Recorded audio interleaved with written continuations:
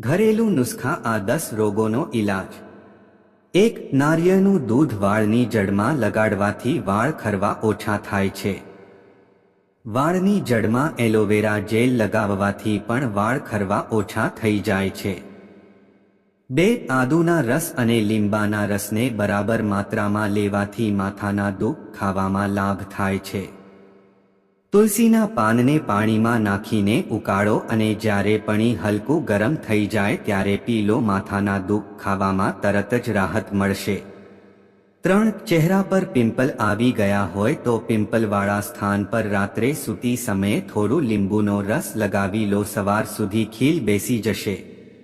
4. Acidity કે પેટમાં બળતરાની સમસ્યા થઈ રહી હોય તો ઠંડુ દૂધ લેવાથી તરત જ રાહત મળે છે, કારણ કે દૂધમાં કેલ્શિયમ જોવા મળે છે જે એસિડ બનતા રોકે છે। 5. શરદી અને ખાંસી થતા ફુદીનાના પાનના રસના એક ટીપા નાકમાં નાખવાથી લાભ થાય છે। કાળા મરી, ફુદીના અને મીઠાને મિક્સ કરી એક સાથે ચાવવાથી શરદીમાં ઝડપથી ફાયદો થાય છે। 6. નારિયેળ તેલ અને લીંબુનો રસ બરાબર માત્રામાં મિક્સ કરી વાળની જડમાં આંગળીઓના પોરોથી મસાજ કરો, વાળ નહીં ખરે।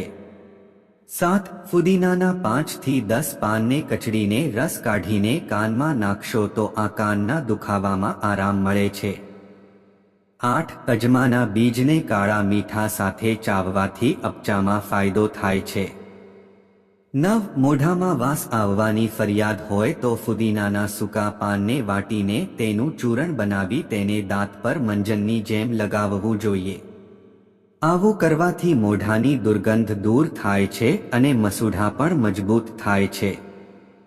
10. દાંતમાં દુઃખ ખાવો હોય તો મીઠાના પાણીથી કોગળા કરો, દાંતના દુઃખ ખાવામાં આરામ મળશે। લવિંગના તેલનો ફૂહો મૂકવાથી પણ દાંતનો દુઃખ ખાવો ઓછો થઈ જાય છે।